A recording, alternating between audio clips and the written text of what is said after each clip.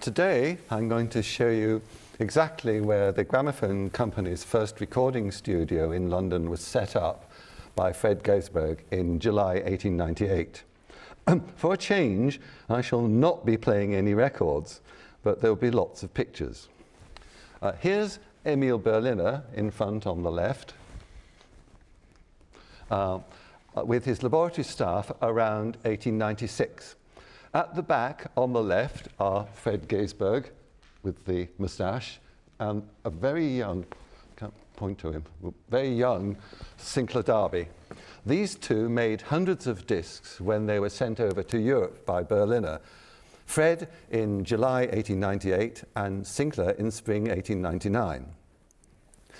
Fred was later to write his memoirs, published here in the UK in 1946. And we start today with what Fred tells us about the studio he set up in London in 1898. The smoking room of the old Coburn Hotel was our improvised studio. So, what was the Coburn Hotel, and which room was really the recording studio as seen here? But I'm going to surprise you by starting my story up in Scotland, and not so far from where I live. The middle of Edinburgh is very hilly and full of long flights of up to 100 steps, and roads crossing one another between old buildings and unexpected heights. There is one particular steep and winding street built in the mid-19th century to connect the High Street with the new main railway station far down below at the east end of Princess Street. But I'm going... What's happened here? Sorry. So I pressed the wrong button.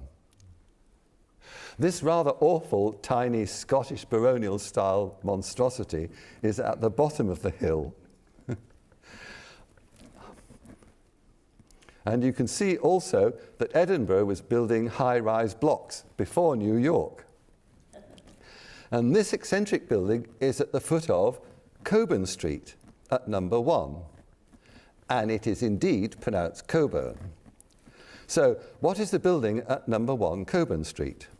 It is, or rather was, the Coburn Hotel, in the building even today still labelled as such and overlooking Waverley railway station.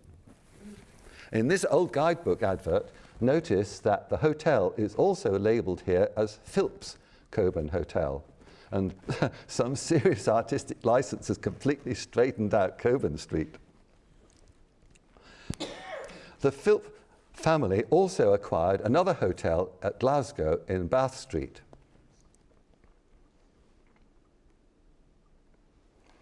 Meanwhile, in 1892, down in London, Charles Udall's Mona Hotel in Henrietta Street in Covent Garden had gone bust.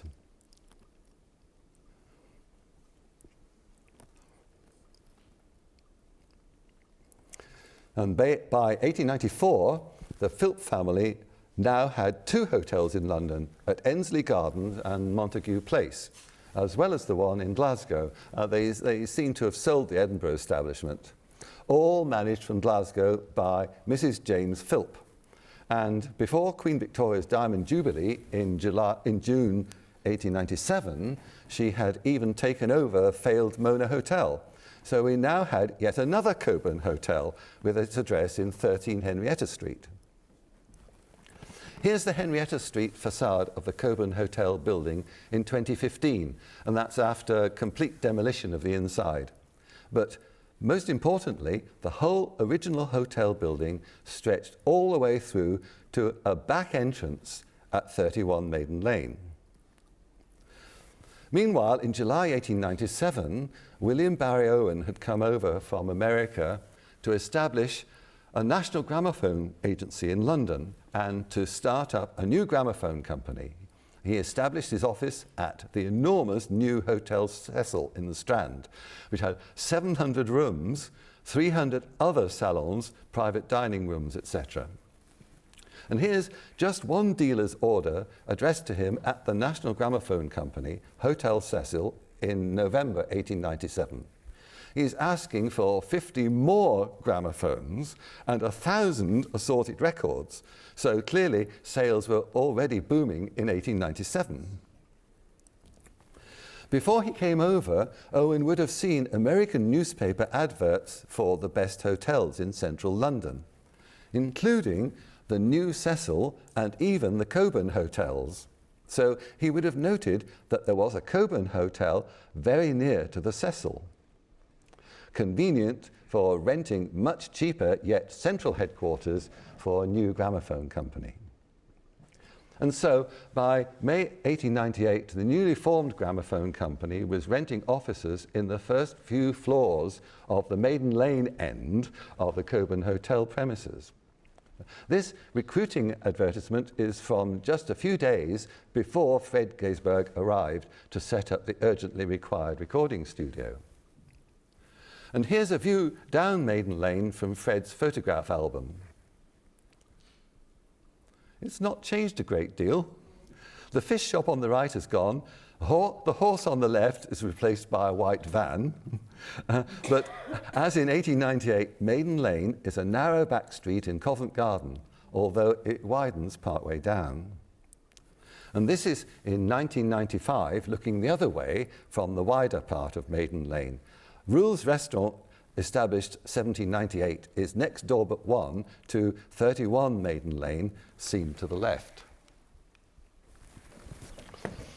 Rule's was a good source of local stage and music hall clientele for Fred to make recordings.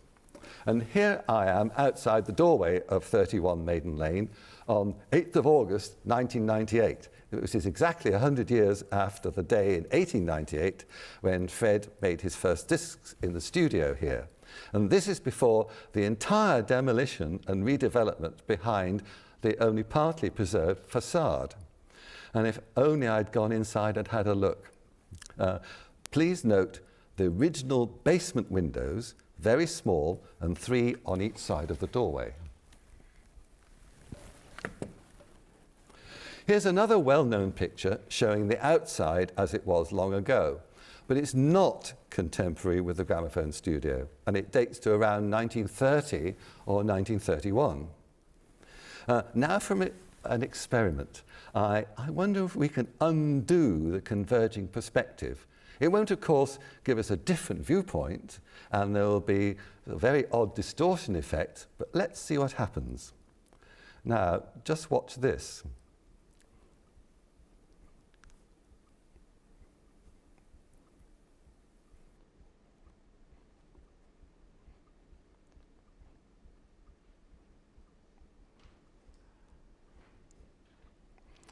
Yes, much distortion of objects, not in the plane of the facades, but this process is extremely useful, as you'll see shortly. Notice now the large central upstairs window, much wider than the top 2 floors. Now, let's go inside to the recording studio.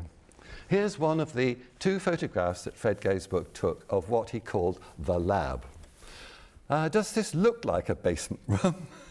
Going by the standing young man in the background, this room must be 13 to 14 feet high, and it's clearly also long. Here's the view in the other direction. The windows very obviously don't match the basement as seen outside. They're tall, widely spaced, and well away from the corner of the room. It's clearly a very big room and well lit. Anyway, who said it was in the basement? Not Gaisberg's autobiography for a start. He said only that it had been the smoking room of the hotel. And see again his own phonetic spelling of Coburn.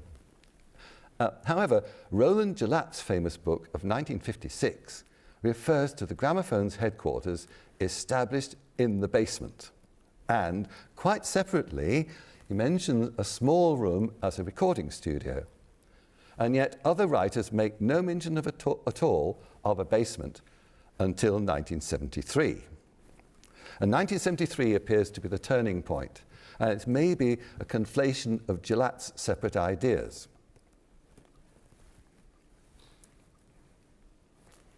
From now on, writers increasingly say it was in the basement.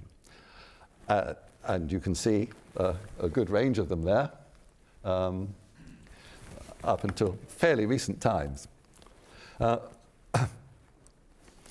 So we first go back to 1946 and Christopher Stone. one-time editor of the Gramophone magazine and the BBC's very first wind-up scratch disc jockey from the 1930s. His weekly column, Off the Record, in the Daily Mail for the 31st of December 1946, Stone told the story with an inaccurate but startling headline of meeting the concertina player Percy Honry, who had made recordings at Maiden Lane back in 1898, not of course 1897. Note, amongst obvious errors, first floor room and Bechstein piano. We'll return to the piano later, but mention of the first floor room is quite encouraging. Here we see the conductor Landon Ronald, who became an artistic director for the Gramophone, and one of his early challenges was to get the soprano Emma Calvé to record in summer 1902. She was in Carmen and Cavalleria Rusticana at Covent Garden. And she does indeed look quite a challenge. In Landon Ronald's autobiography, Variations on a Personal Theme, he tells us how he had collected Calvé from her hotel, but when they arrived in the dingy back street, she refused to leave the cab, saying she was going to be robbed.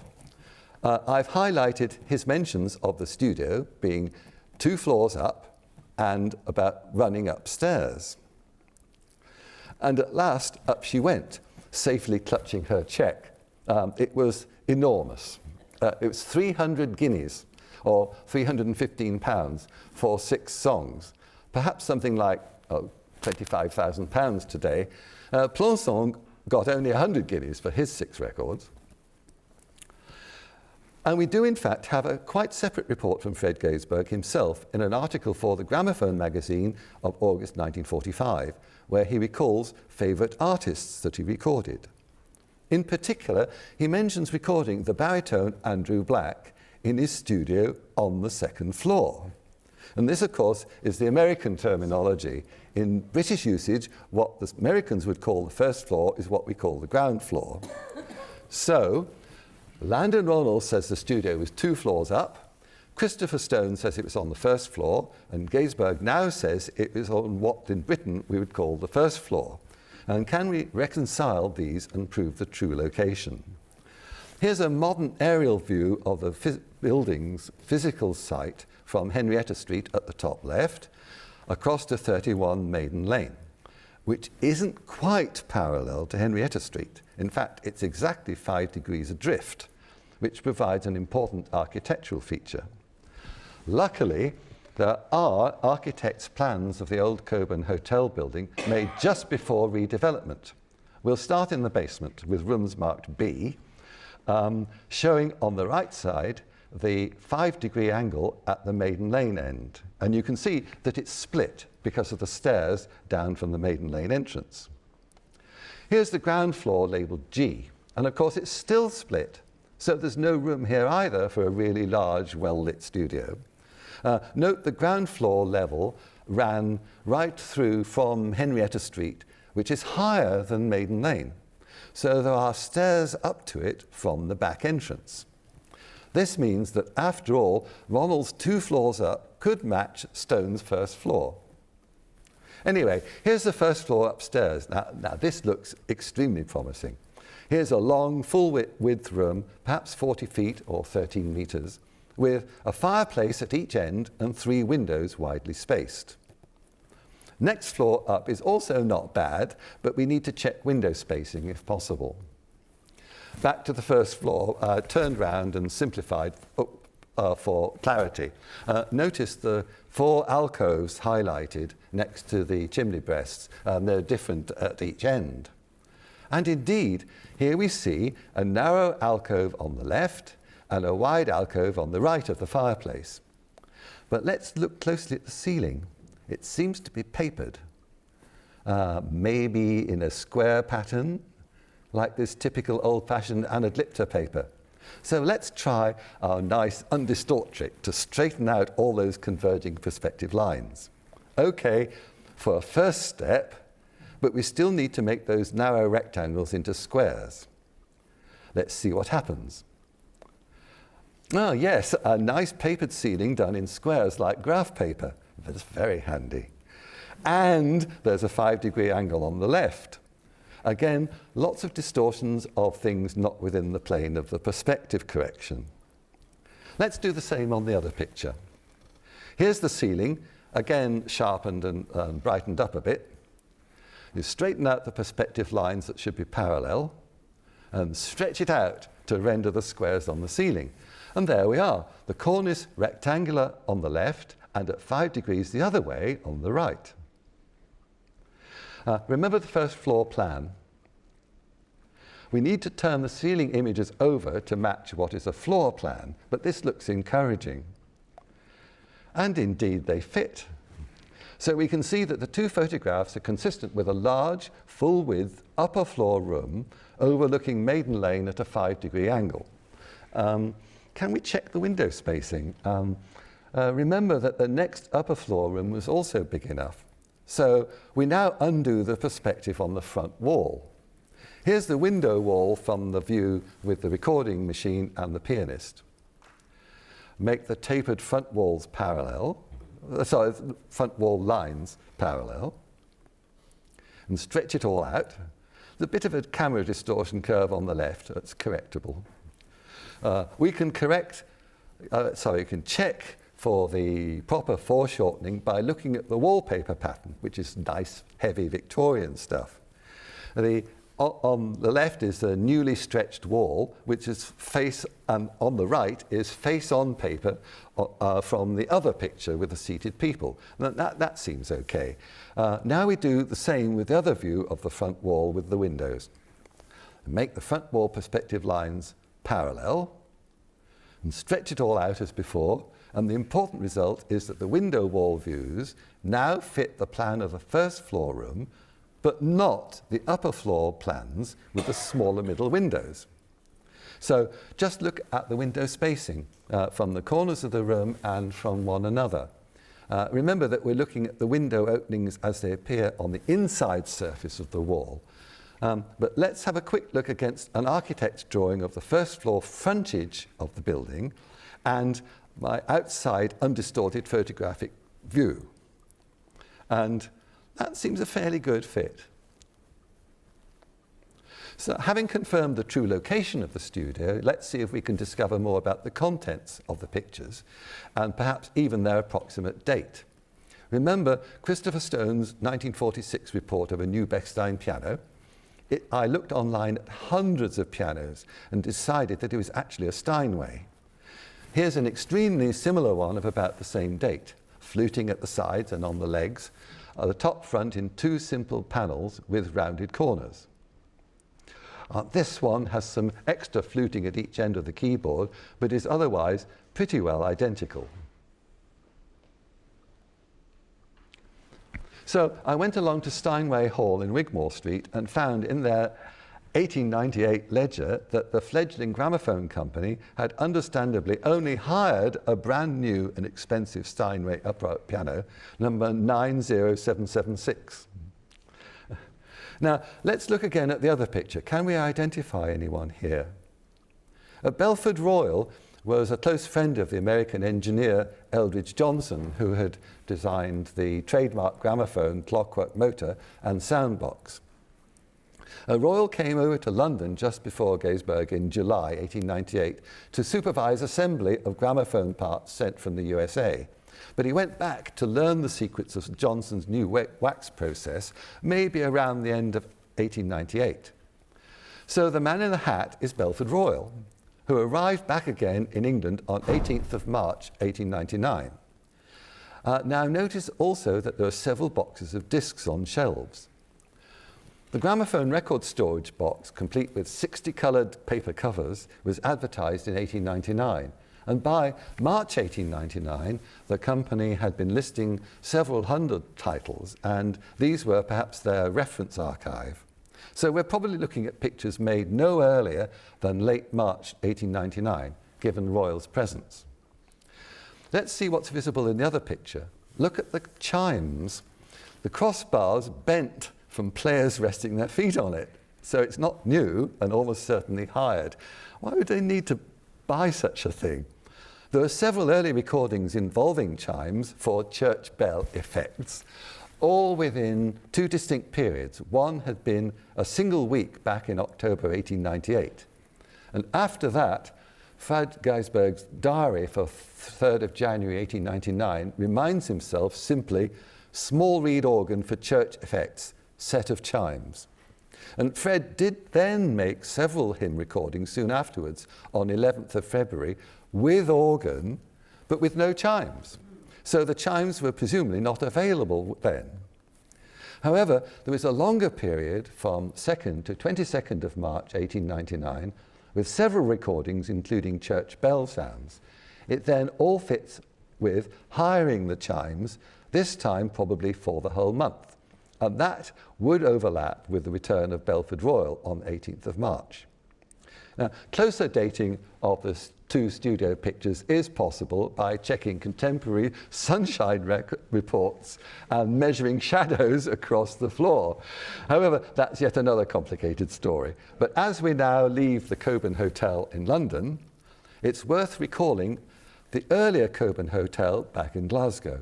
And where else would Fred Geisberg and Sinclair Darby go as the first location for their British recording tour in September 1899? And here it is. And presumably it's Mrs. Philp herself in the middle, with Fred on the left and Sinclair on the right, all dressed up for a night out. For now, we must say goodbye to the lab overlooking Maiden Lane on the first floor and not in the basement. And we also leave number 31, perhaps to toddle down the lane to Rule's restaurant for lunch, and then out for a stroll in the bright sun and fresh air away from Covent Garden. Thanks for listening.